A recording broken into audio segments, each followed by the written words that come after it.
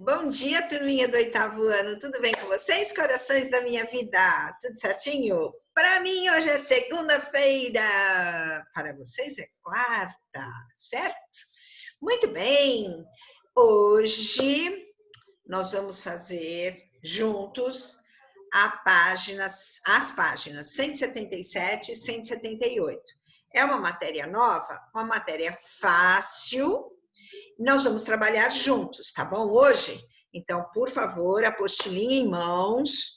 Vamos trabalhar. Não é para copiar a resposta, é para participar comigo, tá bom? É para pensar comigo, tá legal? Certo? Então, tá bom. Vamos lá, meus anjos lindos e maravilhosos. O poeta mineiro Carlos Drummond de Andrade, que nasceu em 1902 e morreu em 1987, publicou em 1942, no livro José, o extenso poema José, que se tornaria um dos mais célebres da nossa literatura, e do qual transcrevemos apenas o início.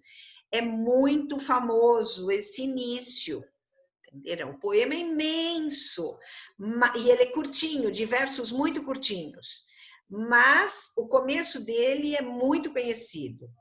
José é o título.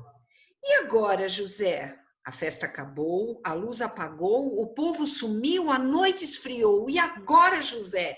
E agora você? Tá? Na verdade, gente, quer dizer, nós vamos fazer todo o trabalho interpretativo daqui. Na verdade, vocês percebam que este poema, ele tem versos curtinhos, mas eles são muito parecidos na estrutura sintática. Veja aqui, olha. A festa acabou, a luz apagou, o povo sumiu. Nossa, aconteceu alguma coisa aqui no meu computador que a imagem fez puf, mas eu espero que esteja bem para vocês. Olha, a festa acabou, a luz apagou, o povo sumiu, a noite esfriou. Percebam que todos eles têm a mesma estrutura. O sujeito, o verbo, o sujeito, o verbo, o sujeito, o verbo. E são verbos todos, gente, intransitivos, que não precisam de objeto para completar esse verbo. Lembra que nós aprendemos? Lembra? Verbos que precisam de complemento são os transitivos.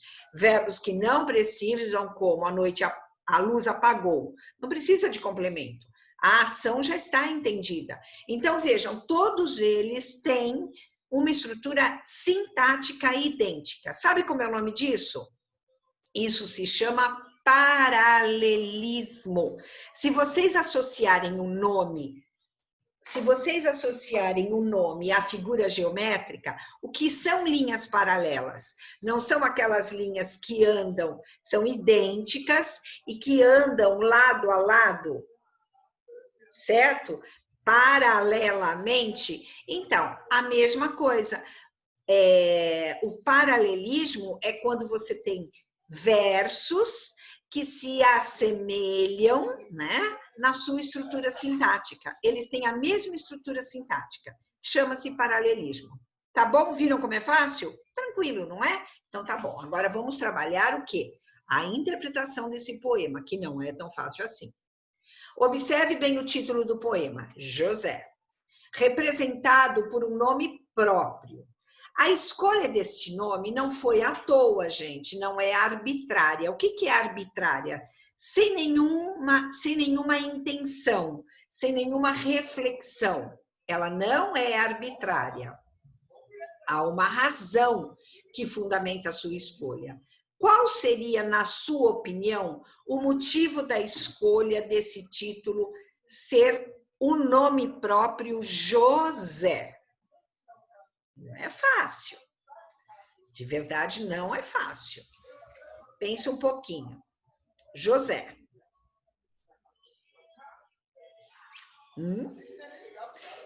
Porque José é tido como um nome muito comum no Brasil. Muitas pessoas têm esse nome, tá? José. Então, o porquê, qual o motivo da escolha? Porque José é um nome popular no Brasil. Indica o povo, Então, escrevam aí. É um nome muito popular no Brasil. Indica o povo, a massa. Prontos? Então, vamos lá. No último verso transcrito, a quem se refere o vocativo você? A nós, leitores. Refere-se a nós, leitores. Pessoal, vejam, aliás, não vejam, ouçam o barulho que começou aqui. Eles estão arrumando uma coisa aqui no prédio e eu moro no primeiro andar. Então, o barulho está horrível. Eu vou falar mais pertinho aqui, olha, tá? Para que todo mundo consiga me ouvir bem. Porque o barulho está realmente muito forte. Daqui a pouco eles param. Já pararam. Então, vamos continuar. Terceiro. Há no poema uma dualidade temporal marcada pelo tempo dos verbos e pelo uso de um advérbio. Complete. Nossa, gente, hoje o dia tá bagunçado, né? Vocês perceberam que a coisa hoje vai ser... Deixa eu baixar o celular.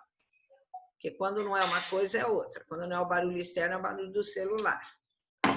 Então, vamos lá, de novo. Há no poema uma dualidade temporal marcada pelo tempo dos verbos e pelo uso de um advérbio. Complete.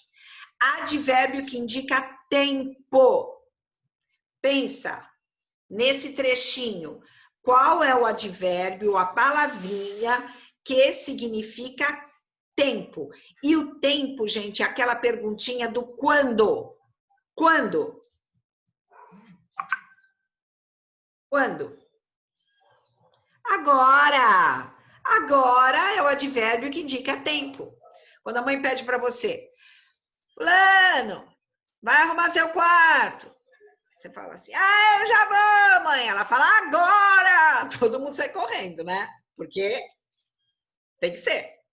Senão, o bicho pega. Certo? Então, agora é um advérbio de tempo. Por isso que a mãe usa. Não é? Vamos fazer. Vou depois, agora. Certo? Fechou? Todo mundo entendeu? Legal. Tempo. Quando se fala agora. Que tempo é esse? Presente. Na verdade, imediato. Presente.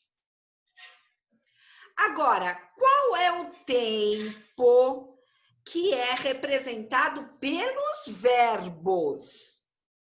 Pelo advérbio é presente.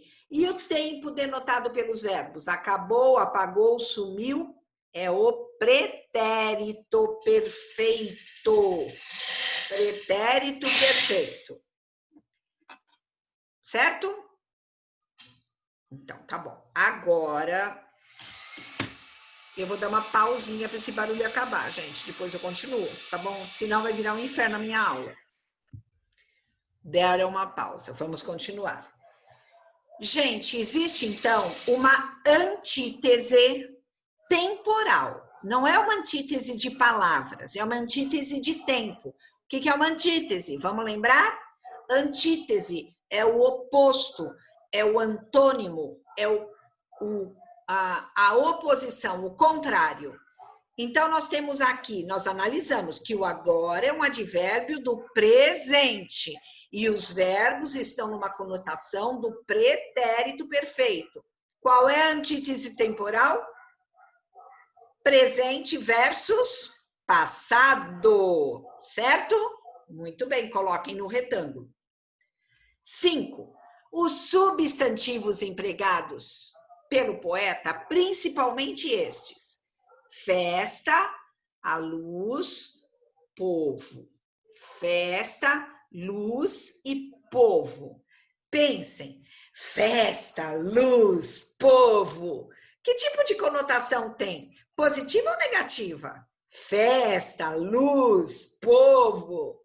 Positiva, claro, né? Festa, claridade, povo participando disso tudo, positiva. Agora preste atenção na questão 6.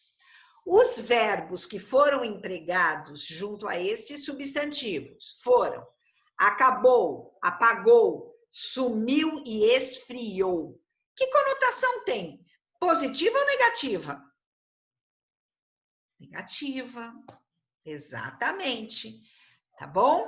Então, vejam, ele apresenta substantivos, em sua maioria com conotação positiva, e logo a seguir um verbo que joga uma conotação negativa.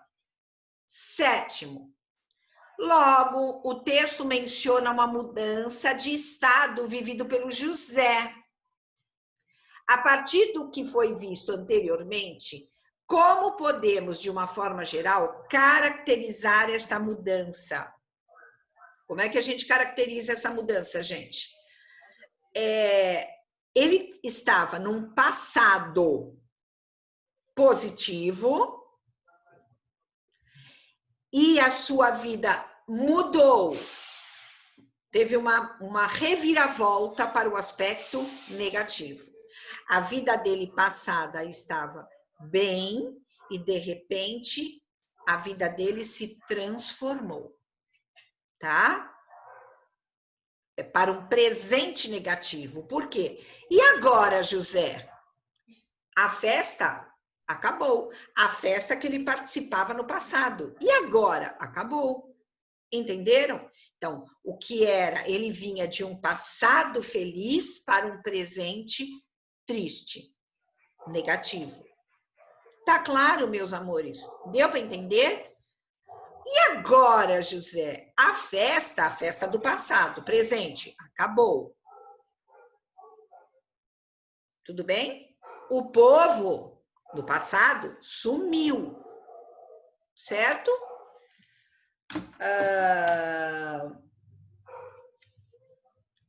Questão 8. A interrogação feita no primeiro verso, e agora, José, sugere o drama do personagem em face do momento em que ele vive.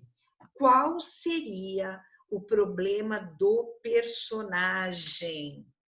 E agora? Essa pergunta, gente, e agora? O que significa isso? Que conotação tem? E agora? Parece que falta o quê? Uma solução imediata. E agora? Você não sabe o que fazer. E agora, José? O que você vai fazer? Então, uma expectativa. Então, ó, qual seria o problema que o personagem está vivendo? Um impasse, uma expectativa para a solução de um problema. Então, ele passa por um momento de falta de perspectiva para o futuro. E agora, o que você vai fazer? E agora, o que você vai fazer? Então, sabe o que parece? Parece que falta uma perspectiva de futuro, que você tem que parar, planejar. Entenderam? Então, por exemplo, vamos dar um exemplo prático. Digamos que você quebrou na sua casa um objeto que tinha um valor sentimental enorme para sua mãe. Aí, o objeto, após ser quebrado, sua mãe se aproxima de você e fala: e agora, meu filho? O que ela está querendo dizer com esse e agora? Significa, você está com um problema. Você tem que pensar numa solução.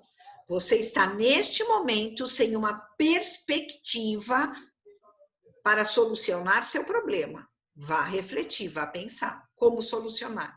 É essa conotação do e agora, tá? Ele está num impasse, ele está com um problema que ele precisa parar para tentar solucioná-lo. Tá bom? Questão 9. Observe como Carlos Drummond de Andrade construiu do ponto de vista sintático, agora nós vamos falar do paralelismo, os versos. Verso 2 a 5. A festa a luz, o povo, a noite.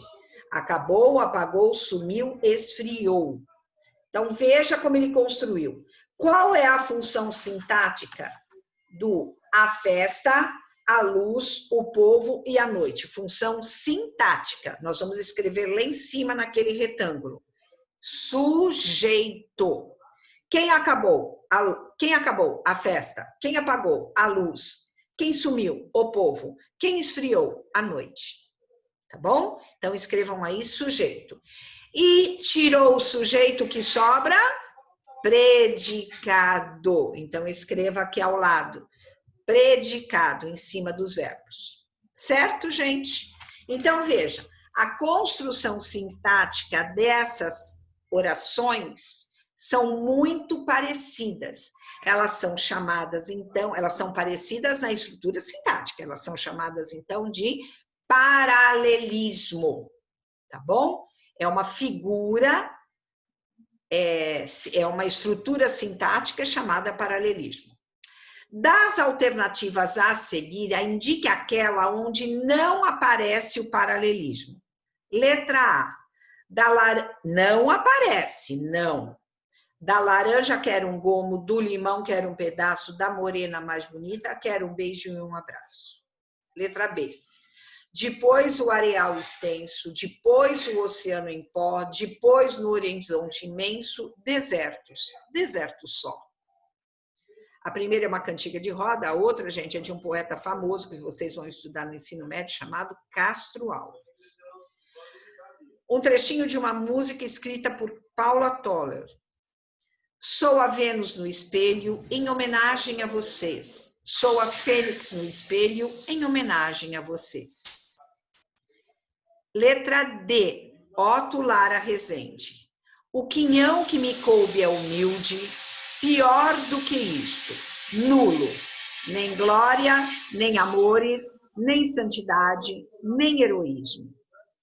Por último, Machado de Assis. Rita escreveu-me pedindo informações de um leiloeiro. Que sei eu de leiloeiros nem de leilões? Onde não há paralelismo?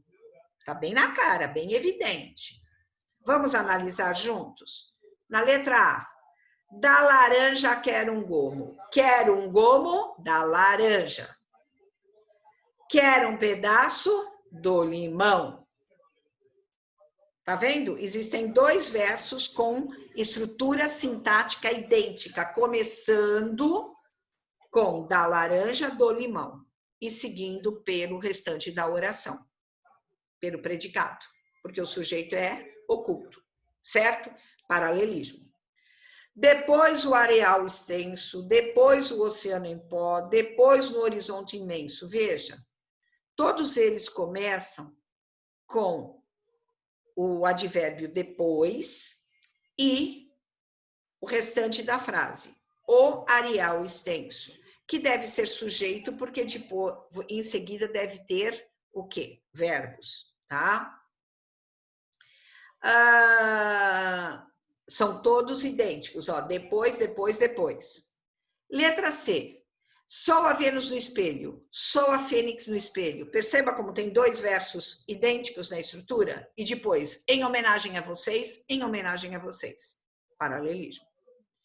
O quinhão que me coube é humilde.